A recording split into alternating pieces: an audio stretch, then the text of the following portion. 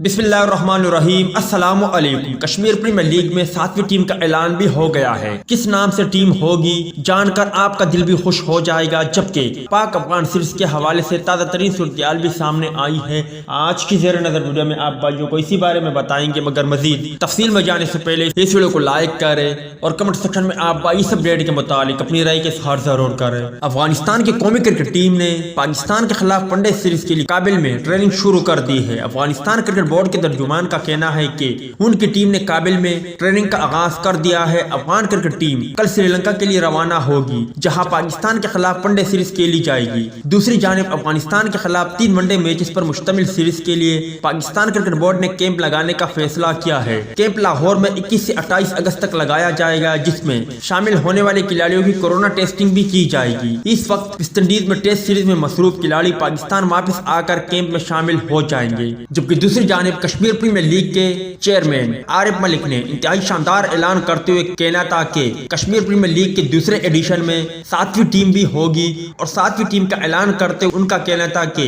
7वीं team Jammu जानबाज होगी। उम्मीद है दोस्तों कि आप भी यही चाहते हो कि कश्मीर प्रीमियर लीग में 7वीं टीम भी हो और वो भी जम्मू जानबाज के नाम से हो। मिलते हैं किसी नेक्स्ट वीडियो में, तब तक के लिए इजाजत दीजिए। अल्लाह हाफिज।